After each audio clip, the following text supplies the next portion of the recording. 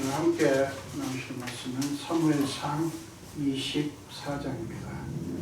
사무엘상 24장 1절부터 7절까지요. 1절부터 7절까지 우리 교도 갈까요? 자, 여러분 같이 교도갈게요. 1절 읽습니다. 사울이 블레셋 사람을 쫓다가 돌아오매 어떤 사람이 그에게 말하여 이르되 보소서 다윗의 인에게 이병을 떠난다 하니 사울이 온 이스라엘에서 택한 사람 3,000명을 거느리고 다윗과 그의 사람을 찾으러 들어가서 바위로 갈세 길가 양의 위에 오른즉 굴이 있는지라 사울의 뒤를 보러 들어가니라. 다윗과 그의 사람들이 그 굴 깊은 곳에 있더니 다윗의 사람들이 이르되 보소서 여호와께서 당신에게 이르시기를 내가 목숨을 내서 내밀리니 내 생각에 좋은 대로 그에게 행하라. 그것이 의리나이다 하니 다윗이 일어나서 사울의 거두자라를 가만히 매이더라. 그리한 후에 사울의 업자가 뱀으로 말미암아 다윗의 마음이 찔려 자기 사람들에게 이르되 내가 스스로 여호와의 기름 부음을 받은데 줄을 치는 것은 여호와께서 금하시는 것이니 그는 여호와의 기름 부음을 받은 자가 되리라 하고 다윗이 이 말로 자기 사람들을 금하여 사울을 향하지 못하게 하니라. 사울이 일어나 불에서 나가 자기 길을 가느니라. 아멘. 네, 한 번 더 제가 기도하겠습니다. 예수님, 오늘도 종을 말씀을 전하라고 세우셔서 순종하고 섰사오니 성령님이시여 종의 입술을 성령의 불로 정결케 하셔서 오직 하나님의 말씀만 선포할 수 있게 하여 주옵소서. 감사드렸고 예수 이름으로 기도합니다. 아멘.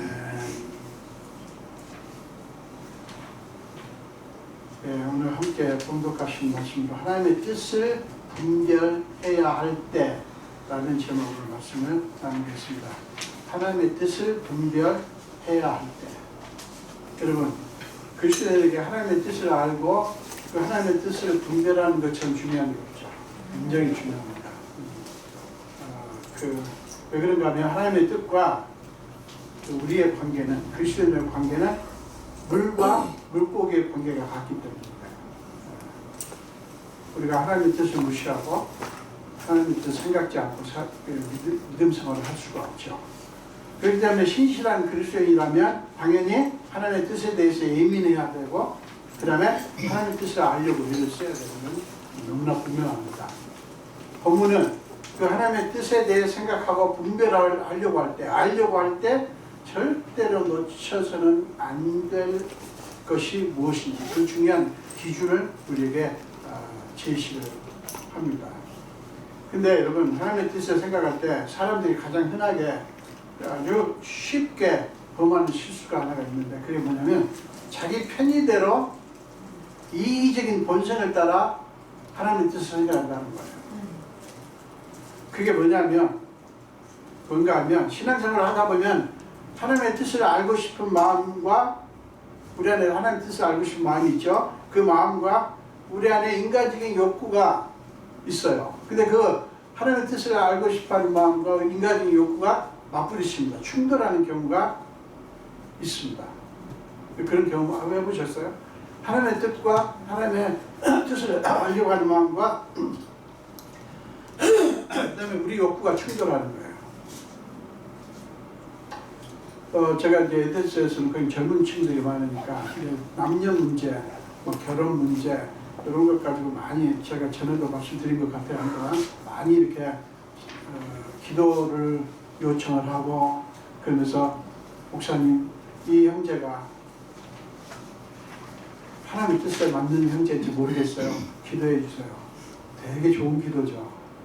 좋은 기도인데 제가 뭐를 염려할까요? 그 기도를 해주려고 할 때 그 자매가 그 형제에 대한 어떤 감정을 갖고 있는가 그걸 꼭 묻습니다. 만난 지 얼마나 됐냐, 사귄 지 얼마나 됐냐, 정이 들었냐, 그런 거.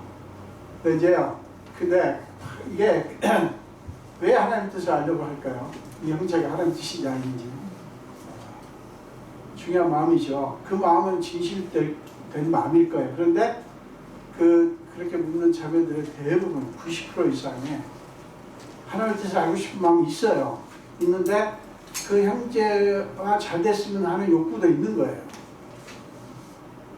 그러면 하나님 뜻과 자신의 욕구가 맞부딪힙니다. 충돌합니다. 충돌해요. 그래서 제가 그런 기도를 해줄 때 다짐하는 게 뭔지 아세요? 하나님 뜻이면 하나님 뜻이 안 만나는 게 하나님 뜻이라면 안 만날 수 있겠냐? 꼭 묻습니다. 그때 어떻게 대답할까요? 안 만나야죠. 그렇게 합니다. 근데 안 만날까요? 만나요. 그거 힘들어요. 쉽지 않아요. 대부분은. 이제 그 경우를 얘기를 하는 거예요, 지금. 하나님 뜻과 인간의 욕구가 충돌한다는 게. 그때 어떤 문제가 발생하는 줄 아세요? 우리의 본성은 자꾸만 우리가 원하는 것에 초점을 맞춰요. 우리 본성은 그렇습니다. 우리가 원하는 것을 찾고 기도도 해요. 하나님 뜻도 찾아요. 근데 우리 본성은 계속 우리가 원하는 것에 초점을 맞추도록 인도합니다. 그러니까 어떤 현상이 벌어지냐면 우리는 은근슬쩍 이게 하나님 뜻일 거야. 마음이 자꾸 떠오르는 거야. 이게 하나님의 뜻일 거야 라고 합리화를 합니다. 합리화. 여러분, 이게 말이 합리화지요. 하나님 뜻의 합리화라는 게 좀 멋있게 들리지만 일종의 조작이에요. 조작. 이 하나님 뜻을 내 안에서 교묘하게 조작을 한다고요. 이거는 그리스도에게 아주 흔하게 일어나는 문제예요. 이에 대한 폐해가 얼마나 큰지 모릅니다. 하나님의 뜻을 생각하지 않아서 문제가 되기도 하지만요. 하나님의 어떤 것을 하나님의 뜻이라고 믿고 그것을 절대적인 것으로 주장하는 교만한 태도 때문에 벌어지는 문제가 훨씬 더 큽니다. 교회 안에서 하나님의 뜻 때문에 옆에 싸우잖아요. 이쪽에서는 이게 하나님의 뜻이다. 저쪽에서는 저게 하나님의 뜻이다. 교회 건축하려고 할 때 이쪽에서는 교회 건축하는 게 아닌데 이쪽은 아니다. 막 대판 싸우는 교회가 얼마나 많은지 아세요? 제가 그래서 에베소에서 교회 건축하려고 할 때 땅을 살 때부터 철저하게 기도하고 하나님의 뜻을 찾고요. 그 다음에 주장하지 않았습니다. 우리 목회자가 주장하기가 쉬워요. 이렇게 주장하지 않고 기다렸어요. 그런데 하나님이 잘해서 이렇게 역사를 하셨는데 이게 어떤 걸 하나님 뜻이라고 하나님 뜻을 찾지 않는 것도 문제예요. 그런데 하나님 뜻이라고 생각하고 이게 하나님 뜻이라고 절대적으로 생각하면서 막 이걸 주장하는 교만한 태도 때문에 벌어지는 문제가 훨씬 더 큽니다. 그러니까 역사상 보면요, 하나님의 뜻이라는 이름으로 얼마나 많은 폭력과 전쟁과 살상이 벌어지는지 몰라요. 지금도 그래요. 지금도. 여러분, 어떤 명분으로도요, 폭력과 살상은 하나님의 뜻일 수가 없어요. 성경의 예를 한번 들어볼까요? 누가복음 9장 보겠습니다. 누가복음 9장 51절부터 56절까지 보겠습니다. 누가복음 9장 51절에서 56절입니다. 예수께서 승천하실 기약이 차감해 예루살렘을 향해 올라가기로 굳게 결심하시고 사자들을 앞서 보내심에 그들이 가서 예수를 위하여 준비하려고 사마리아에 있는 한 마을에 들어갔더니 예수께서 예루살렘을 향하여 가시기 때문에 그들이 받아들이지 아니하는지라. 제자 야고보와 요한이 이를 보고 이르되 주여 우리가 불을 명하여 하늘로부터 내려 저들을 멸하라 하기를 원하시나이까? 예수께서 돌아보시면 꾸짖으시고 함께 다른 마을로 가십니다. 이 제자들의 지금 마음을 아시죠? 지금 예수님께서 제자들 보내갖고 사마리아 마을에 보내가지고 이제 우리가 이렇게 가는데 말하자면 숙소라든가 이런 걸 준비를 시키는 거예요. 근데 도대체가 이 사람들이 냉랭한 거예요. 냉정한 거예요. 웰컴하는 게 아니에요. 환영하는 게 아니에요. 그러니까 야고보와 제자들, 야고보와 요한이 어땠을까요? 화가 난 거예요. 뭐 이런 괘씸한 이러면서 화가 난 거예요. 그래서 제자들은 예수님을 받아들이지 않는 사람들에게 불을 내려 멸하게 하자고 합니다.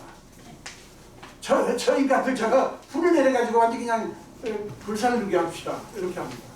그때 예수님은 그런 제자들을 꾸짖으십니다. 왜요?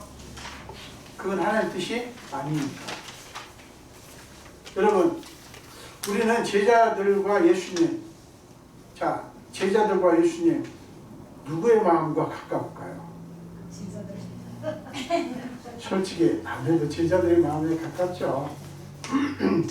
화가 나지 않습니까? 우리를 환대 안 하면 섭섭하고 그렇지 않습니까?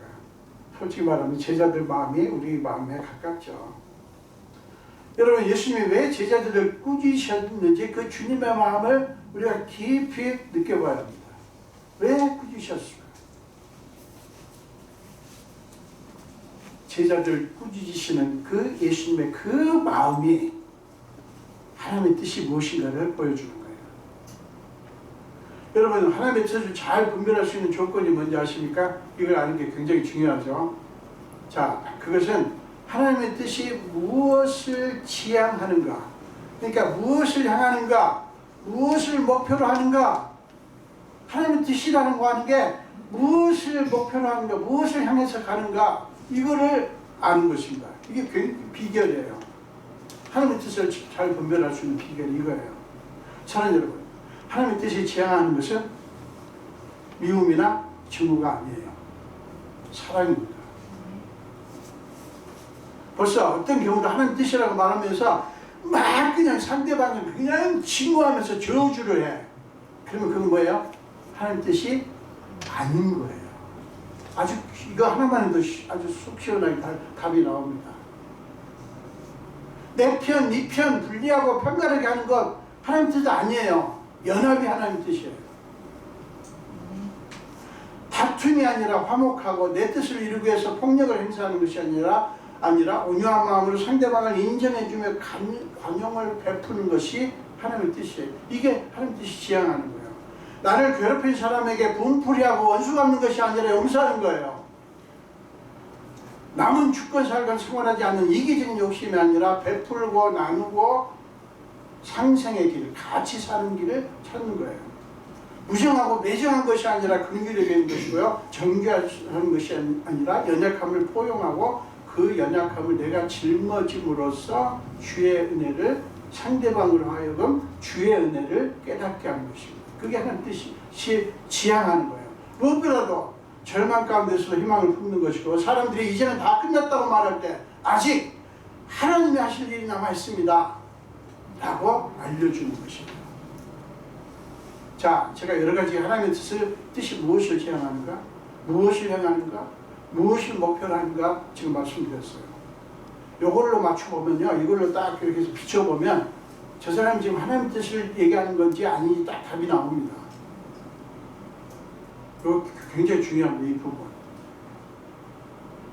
여러분, 예수님이 제자들을 꾸짖으신 것은 그들이 하나님의 뜻을 거역했기 때문이에요. 자기들을 냉대하는 자들에게 분풀이하고 갚아주자고 하는 것은 하나님의 뜻과 정면으로 배치되는 것이기 때문에 그래요. 그래서 예수님이 꾸짖으신 거예요. 우리는 본문에서도 그런 모습을 찾아볼 수가 있습니다. 본문은요, 다윗이 사울 왕을 피해서 엔게디 광야에 숨어 있을 때 일어난 상황을 우리에게 보여줍니다. 자, 1절, 2절을 보겠습니다. 사울이 블레셋 사람들을 쫓다가 돌아오며 어떤 사람이 그에게 말하여 이르되 보소서, 다윗이 엔게디 광야에 있더이다 하니, 사울이 온 이스라엘에서 택한 사람 3,000명을 거느리고 다윗과 그의 사람들을 찾으러 들염소 바위로 갈새. 여러분, 지금 사울 왕이 다윗을 이렇게 추격하고 쫓고 추격하는 건 이게 처음이 아니에요. 사울은 끊임없이 다윗을 잡아서 죽이려는 시도를 끊임없이 했고요. 지금 그 중에 하나를 지금 또 하는 겁니다. 그런데 여러분, 상황이 참 희한하게 돌아갑니다. 자, 3절 보세요. 좀 재밌게 돌아갑니다. 3절 보세요. 길가 양에 우리의 이른즉 불이 있는지라. 사울이 뒤를 보러 들어가냐고. 뒤를 본다는 게 뭐예요? 네, 아시죠? 지금 변을 보러 들어가겠습니다. 네, 들어가니라. 다윗과 그의 사람들이 그 깊은 불 깊은 곳에 있더니. 여러분 보세요. 참으로 기가 막힌 지금 상황 아닙니까? 다윗과 그의 사람들이 이미 그 깊은 굴 속에 지금 숨어 있는데 사울이 혼자서, 그렇죠, 뒤를 보는데 혼자 가지 그러면 누구 데려갈 수 없죠. 혼자서 그곳에 들어온 거예요. 사울이 스스로 지금 이 상황 속에 기어 들어온 거잖아요. 이게 얼마나 재밌는 상황입니까 지금. 여러분 이거 어떻게 해석해야 할까요?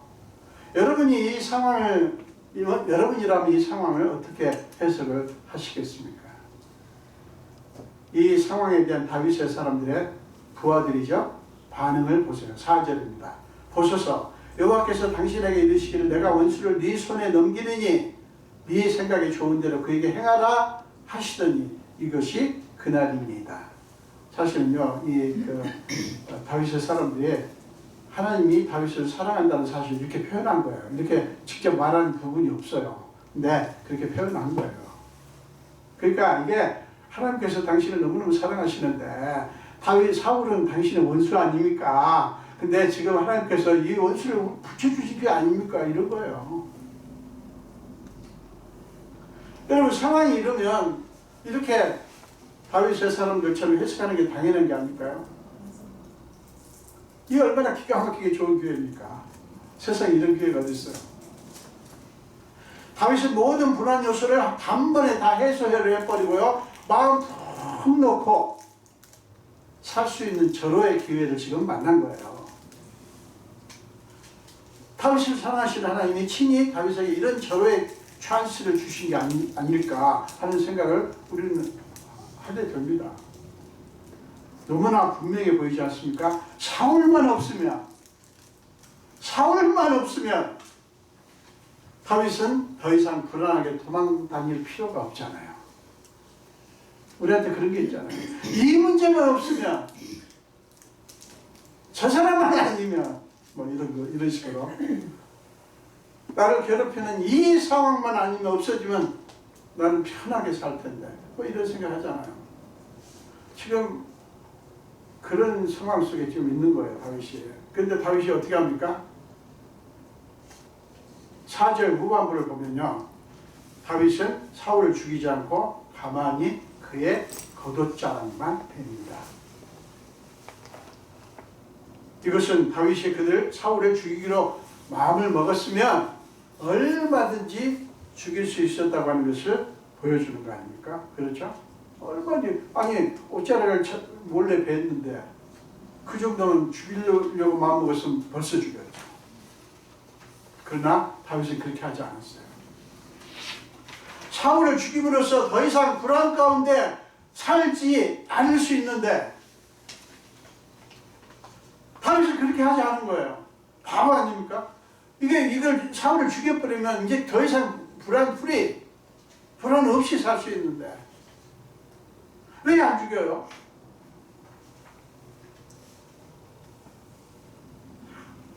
그런데 여러분 놀라운 것은 다윗의 그 다음 모습입니다. 그의 사람들에게 어떻게 반응했는가 보세요. 5절 6절입니다. 그리한 후에, 지금 옷자락을 벤 후에 사울의 옷자락 뱀으로 말미암아 다윗의 마음이 찔려 자기 사람들에게 이르되 내가 손을 들어 여호와의 기름 부음을 받은 내 주를 치는 것은 여호와께서 금하시는 것이니. 이건 맞아요. 원수를 갚으면 안 돼요. 우리 손으로 갚으면 안 돼요.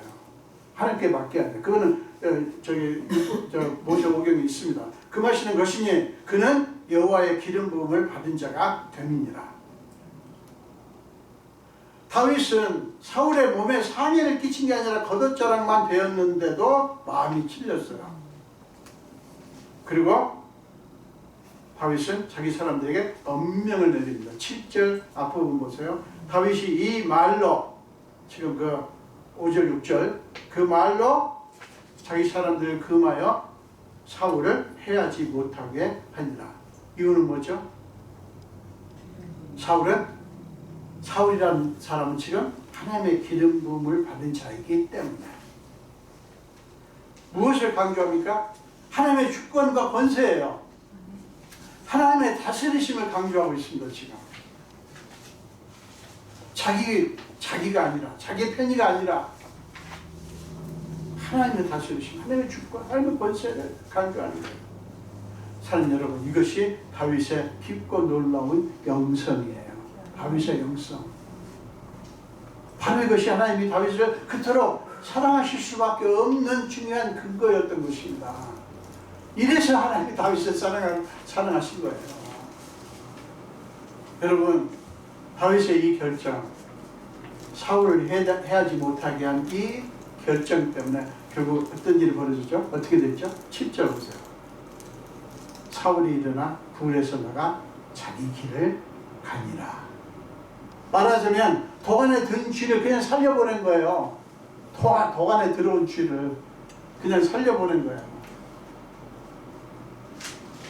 다윗이 이렇게 사울을 살려보냄으로 말미암아 얼마나 심각한 결과가 생겼는지 아십니까?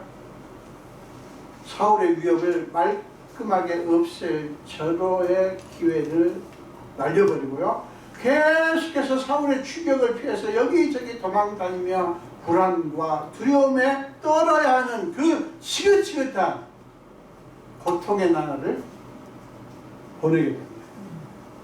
지금 없앴으면 다 끝나는 건데 없애지 않은 결과 왜 안 없었어요? 하나님의 기름 부음 받은 자이기 때문에. 그런데 이거 이렇게 하다 보니 언제 끝날지 알 수 없는, 우리는 성경을 아니까 그래봤자 좀 이따 끝났어 이렇게 하지만 우리가 당한 이 일을 당한다고 생각해서 언제 끝날지 어떻게 알아요? 이게 그런데 또다시 기약 없이 도망다니면서 잠 못 자고 편하게 뭐를 못하고 그 지긋지긋한 고통의 나를 또 버려야 되는 거예요. 결과가 그렇게 된 거예요. 여러분, 그 지긋지긋한 불안을 떨쳐버릴 수 있는 선택이 자기 앞에 있었지만 다윗은 그 선택 대신에 하나님의 권세를 믿고 하나님께 맡기는 선택을 한 거예요. 다윗에게 사울은 어떤 존재입니까? 누굽니까? 자기를 끊임없이 불안과 두려움에 떨며 잠 못 이루게 하는 사람, 정말 없어졌으면 좋겠다고 생각할 수밖에 없는 사람 아니겠어요? 안 그래요? 사울이 없었으면 다윗이 얼마나 편했을까요? 불쌍하지 않습니까? 안쓰럽지 않습니까? 그러나 여러분, 다윗은 사울을 그런 사람으로만 본 게 아니라 하나님이 기름을 부어서 이스라엘 백성의 지도자로 세운 사람, 즉 하나님의 권세 안에 있는 사람으로 본 거예요. 이게 중요합니다. 다시 말해서 다윗은 사울 그 개인만 본 게 아니라 그를 세우신 누구를 봤어요? 하나님을 본 거예요. 여러분, 우리가 다른 사람을 볼 때도 마찬가지입니다. 여러분의 아내나 남편을 볼 때도 마찬가지, 자식을 볼 때도 마찬가지고 우리 친구나 뭐 다른 사람을 볼 때도 마찬가지예요. 마음에 든다 안 든다만 우리는 자꾸 보잖아요. 아니 저 인간이 왜 나한테 이러나 자꾸 그것만 보잖아요. 근데 우리는 그 사람을 볼 때 어떻게 봐야 돼요? 나와의 관계만 볼 것이 아니라 하나님께서 사랑하는 사람, 하나님께서 함께 하시는 사람, 하나님의 손에 달려있는 사람, 이렇게 봐야 되는 거예요. 있습니까? 네. 별로 사람이 없잖아. 안 믿어지십니까? 사람이 없어서. 사람이 없어서. 하나님은 모든 사람을 어쨌든 뭐 잘났든 못났든 뭐 잘하든 못하든 사랑하시잖아요. 그러니까 우리가 이렇게 생각하기는 여러분들이 어려우시더라도 하나님께서 저 사람을 너무너무 사랑해라고 그런 마음을 혹시 안 들더라도 이것만 생각하세요. 저 사람도 하나님의 손 안에 있다. 하나님의 주권 안에 있는 사람이다라고 봐야 되는 거예요. 그러면 보는 시각이 달라집니다. 다윗은 사울만 자체로만 본 게 아니에요. 하나님이 그를 세웠다. 그 세우신 하나님을 본 겁니다. 그러므로 사울은 분명히 자기를 잡아서 죽이려는 대적이지만, 원수지만, 그런 그를 치리하실 분은 다윗, 자기가 아니라 그를 세우신 하나님이시라고 믿은 거예요. 사랑하는 여러분, 그것이 하나님의 뜻을 분별을 해야 할 때 우리가 주목하고 붙들어야 할 믿음이에요. 이 믿음에서 조금이라도 벗어나면요, 우리는 여지없이 하나님의 뜻을 우리 마음대로 판단하는 신앙적인 월권 행위를 하게 돼요. 그것이 수많은 그리스도인들이 너무나 흔하게 범하는 심각한 실수입니다. 그래서 사실은요, 이건 하나님의 뜻이야 라고 말하는 게 사실 굉장히 두려운 겁니다. 말하지 말자는 게 아니고요, 두려운 거예요. 여러분, 그게 왜 그렇게 심각한 실수인가 하면, 그렇게 해서 이것은 하나님의 뜻이야 라고 단정한 그 하나님의 뜻은, 그러니까 뭐예요? 내 뜻대로, 내 마음대로 판단을 해가지고 한 그 뜻은 우리의 관점이나 이익에 맞춰서, 즉 우리 중심으로 하나님의 뜻이라고 단정하고, 그것을 이기적인 욕심을 위해서 혹은 상대방을 정죄하고 심판하는 재료로 사용하는 실수를 또 우리 그리스도인들이 많이 범합니다. 이게 하나님의 뜻인데 저 사람 하나님 뜻대로 안 해. 이게 하나님의 뜻인데 저분은 하나님의 뜻을 몰라. 뭐 이런 식으로 정죄를 하는 데 쓴다고요. 하나님의 뜻은 그게 아니잖아요. 그렇게 하라고 쓰는 게 아니잖아요. 그것은 우리 자신도 모르게 하나님의 자리를 찬탈하는 거예요. 찬탈이 뭐예요? 빼앗는 거예요. 우리 그리스도인들이 많이 그럽니다. 사랑 여러분, 우리는 요셉 이야기에서 하나님의 뜻에 대한 아름다운 이야기를 찾아볼 수가 있어요. 창세기 37장부터 나오는 요셉 이야기에서 하나님의 뜻에 대한 아름다운 모습을 찾아볼 수가 있어요. 요셉은요, 자기를 노예로 판 형들, 그리고 지금 자기 앞에서 두려움에 떠는 형들 앞에서 유명한 말을 하죠. 얼마나 무서웠겠어요. 그리고 요셉 입장에서 생각해보면 세상에 자기를 팔아치워, 원래는 죽이려고 했죠. 얼마나 이를 부드득 갈 사람들입니까? 그래서 이제 지금 그 요셉이 애굽의 그때 참 최강대국의 총리가 되어가지고 지금 있는 거예요. 얼마나 무섭겠어요. 그런데 그렇게 두려움에 벌벌 떠는 형들에게 유명한 말을 남기는 거예요. 그게 창세기 50장 19절부터 21절이에요. 창세기 50장 19절부터 21절, 이거는 우리 같이 읽도록 하겠습니다. 창세기 50장 19절에서 21절입니다. 우리 같이 읽도록 하겠습니다. 두려워하지 마소서. 내가 하나님을 대신하리이까. 당신들은 나를 헤아려 하였으나 하나님은 그것을 시온으로 바꾸사 오늘과 같이 많은 백성의 생명을 구원하게 하시려 하셨나니 당신들은 두려워하지 마소서. 내가 당신들과 당신들의 자녀를 길을 인도하고 그들을 간곡한 말로 위로하였더라. 아멘. 저 같으면요, 형님들하고 하지 않겠죠. 이 세상에 어떻게 자기 혈육을 그렇게 할 수 있나? 맛 좀 봐라. 나는 당신들이 한 대로 그대로 갚아줄 거야 라고 해도 속이 아플 것 같은데, 세상에 위로예요, 위로. 사랑 여러분, 이것은 하나님의 뜻이 무엇인지, 무엇을 지향하는지, 무엇을 행하는지를 보여주는 거예요. 여러분 생각해 보세요. 요셉이 자기에게 말할 수 없는 악을 행한 형들에게 원수를 갚았나요? 아니요. 도리어 두려워하지 말라고 그들을 위로합니다. 그리고 형들의 악행을 선으로 바꾸신 하나님의 뜻의 신비를 알려주면서 그들을 안심시킵니다. 이게 놀랍습니다. 자, 형들이 그렇게 악을 행했는데 어떤 일이 벌어졌는지 아세요, 형님들? 하나님께서 그걸 선으로 바꾸셔가지고 지금 온 생명을 구원하는 일을 지금 하고 계셔요. 그러니 걱정하지 말라는 거예요. 위로하는 거예요. 그도 안심을 시키는 거예요. 하나님의 뜻의 신비를 알려주면서. 그리고 형들과 형들의 자녀들을 돌볼 테니 두려워하지 말라고 그들을 격려합니다. 사랑 여러분, 이거 정말 멋지지 않습니까? 이게 우리가 이거 해야 되는 거 아닐까요? 이 정도 해야 우리가 그리스도는 아닙니까? 하나님의 자녀들 아닙니까? 이거 우리 합시다. 아멘? 이거 합시다. 할 수 있어요. 우리는 못해도 하나님이 하게 해주셔요. 참 여러분, 이것이 하나님의 뜻이고요. 이것이 하나님의 뜻이 추구하는 목표예요. 하나님의 뜻이라는 이름으로 내 욕심 챙기고 나를 과시하고 사람들을 억누르는 것이 아니라 하나님이 하시는 일이 드러나도록 해야 하는 거예요.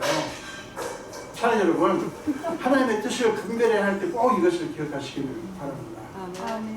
그리하여 하나님의 뜻을 온전하게 분별하고 우리가 행함으로써 사람들을 물고기처럼 펄떡펄떡 뛰게 하는 우리 모두가 되시기를 주님의 이름으로 축원합니다. 기도하겠습니다. 예수님 감사합니다. 오늘 또 생명 주시고 이렇게 주의 전도를 불러주시고 하나님의 뜻을 분별을 해야 할 때 우리가 무엇을 염두에 둬야 되는지 다윗의 모습을 보면서 그리고 요셉의 모습을 보면서 귀한 교훈을 받습니다. 아버지여, 우리가 정말 하나님의 뜻대로 살기를 원합니다. 하나님의 뜻을 잘 분별도 하고 하나님의 뜻대로 행하는 우리가 되기를 원합니다. 주여, 우리에게 분별력을 주시고 그리고 신중할 수 있는 믿음을 주시고 힘을 주시옵소서. 우리 교회가 우리가 이 신앙생활을 하면서 이 일에 참으로 귀하게 하나님 뜻을 분별하고 이것을 행하는 일에 우리가 잘 쓰임받도록 인도하여 주옵소서. 감사드렸고 예수님 이름으로 기도합니다.